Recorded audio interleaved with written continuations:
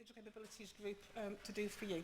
So for those of you who haven't met her, this is Kerry, who's currently the Vice Chair of the group, and I'm currently the Chair until next year. So just to give you a little bit more background about UCISA itself and where UCISA is going, you may be aware that over the last sort of 18 months or so, UCISA has been working hard on its new strategy, trying to make sure it stays relevant and kind of meets the needs of its users. It is a membership organisation. You know, our institutions are members, but you as individuals are also members of UCISA. We want to make sure that you get what you need from this community to help you to do your jobs properly. So there's two key aims in the UCISA strategy document, and that is to promote best practice through collaboration, kind of events, community and publications. Obviously, this event today is one of the key outputs of our group, and we've been doing this, obviously, with the Digital Education Group as well. You heard a little bit earlier from Gareth about one of our key outputs as a group, which was the survey. So some of the kind of key things that UCISA does. But also wants to act as a representation and lobbying group as well. So kind of looking at what consultations that might be coming out from various organisations, being part of study steering groups, liaising with national bodies, making sure that the voice of universities is heard more widely than just within the education sector, addressing some of those key challenges that are forward. So that's our kind of key strategy. Within that, there were some goals, and there's obviously a kind align into those aims. So we want to become the expert voice in the use of digital technologies in education, and it's deliberately education in a wider sense there, not just sort of saying HE, obviously that is a key focus, but also looking to widen into FE and education beyond that as well. So looking to offer further membership benefits, so what we can do to help you, again, as I said, to achieve your goals, to actually do what you need to do to support you in your organisations and in your sort of future careers where you might want to go. Growing our membership and actually making it easier for you to engage with UCISA. And part of the work on that, we've been working on a new website which will be launched sort of soon. It'll hopefully make it a lot easier for you to do that. And to looking at how we can kind of organise UCISA effectively. So that's the broad aims of UCISA as an organisation and all the subgroups within that. So the Digital Capabilities Group, that is a little quote that just shows you what the overall aim of our group is. So we really want to promote sharing of experience and good practice for staff and students in UK higher and further education institutions to allow them to live, learn and work effectively in the digital society. So obviously kind of making use of that kind of key definition of digital capabilities again. So as I was saying, this event is part of our outputs and the survey is, but we also need to kind of take things forward and start to look at what we want to do as a group over the next few years. So what we want to get from you over the next sort of 20 minutes or so is some of the key questions that you want UCISA as a community and the DCG in particular to help you to answer. Okay? So in a few minutes we're going to just give you a little task to do. You'll find on your table you've got some post-it notes.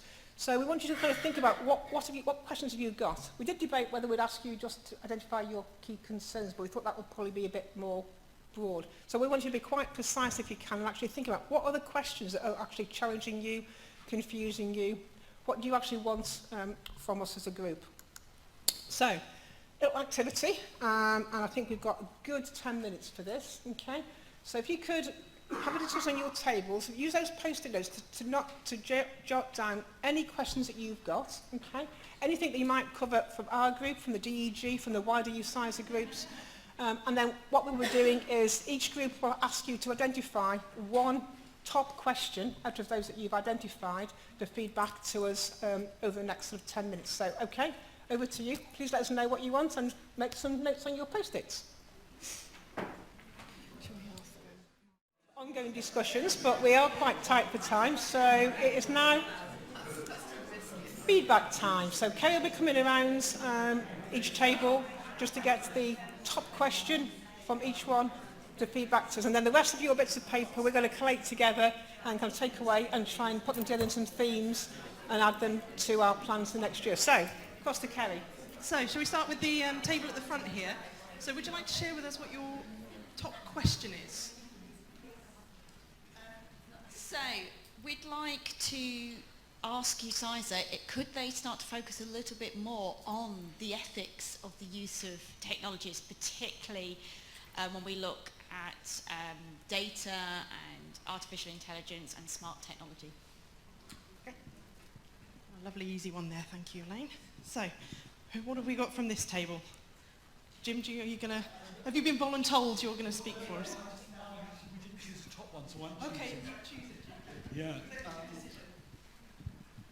How do we share best practice in government and establish effective ownership of digital capabilities, was the question. And we were hoping that you, Sizer, might respond by providing models and case studies of what's been effective. Thank you, Jim. I'll come over this way now. Who's going to be... Sarah, I'm going to volunteer you. Thank you. All right. We've come up with quite a few, so we'll keep you busy, but the one we're going to choose is, how does USISA support IT departments to change their culture? Hushed all there from the crowd. We like that one. Okay, so what have we got from this table? Jim, Gareth, you're doing it, are you? Again, we've had lots of good questions, but one that came up a couple of times was, how do we get buy-in from senior management above director of IT level? Because we mentioned that it's mostly driven from the bottom up. So what can USISA do to communicate with senior management in order to promote the digital capabilities agenda? So a really good question, I think. Great, thank you. Thank you, Gareth. We can buy a really big stick if that helps. So, you guys, who's going to speak from us table? Alicia, have you been volunteered? So I don't know if it's the right place to ask it, but we were wondering if it'd be possible to get some clarification on the remit of USISA versus JISC. No, because I'm not saying you obviously work together on things and refer to each other, so it'd be useful from an institution's point of view to know who to go to with particular questions or issues or... Yeah, I think that is going to be part of the agenda that we've been looking to take forward, so yes, thank you for that. We can have a fight over the sector. So, this table, who's been volunteered to speak? Quite a few of the points have come up and very eloquently expressed, but one of the things that we've all been battling with is the proliferation of different frameworks coming from different bodies and even several from USISA, and also just the different new jargon for what seems to be the same thing, so knowing what to focus on with all these different frameworks. Yeah, we've realised we could have a really long name if we wanted to, if we used all of the different words for digital capabilities or skills or literacies.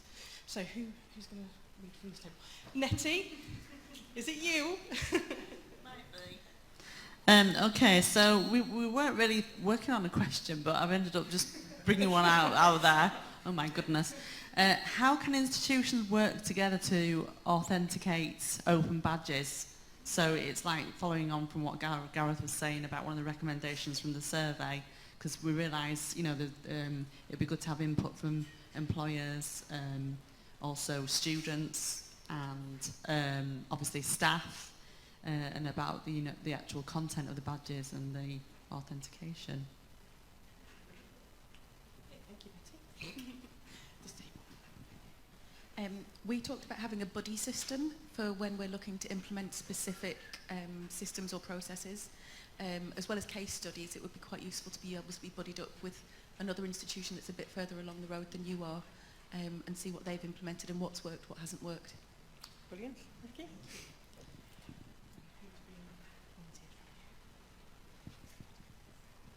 So similarly, something someone else was saying, and you mentioned about the sort of differentiation between JISC and USISA, but one of the things that came up was the return rates decreasing on the surveys, whether or not there's a bit of overload with the JISC surveys, USISA surveys. Is there some overlap on questions maybe? Yep.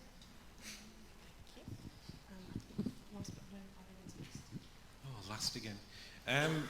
We had a bit of a discussion around various departments in universities and in terms of the EU directive and how HR won't talk to IT and various other departments won't talk to the academics or won't agree a direction to take. So I think what the question is can we have a simple language sales pitch for all of the individual stakeholders that shows the importance of the EU directive? So why it's important to HR, why it's important to IT, why it's important to the academics and the library staff and the back office staff, that actually we've got a unified approach with a simple message for each of those types of people. Brilliant, thank you very much. Did I get everybody? I think I did, didn't I? I think we've got some interesting things there. So we've got some things about culture, we've got things about proliferation, so lots of surveys, lots of services, lots of different bodies and groups, and we've certainly got something there around message and backing up messages and the importance of different activities. So thank you very much for filling that in. As you know, there's no such thing as a free lunch. So we'll take all of that stuff away with us. We'll pass things on to other UCISA groups that we think that they should hear about as well, but we'll start to look at that in our planning and see how we as a group can start to help you. One thing we should mention is we are always looking for new members.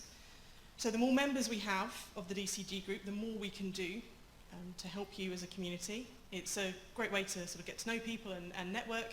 It's also great for our own employability skills, as it were. So if you're interested in being a member, come and talk to any of those of us with the green badge on.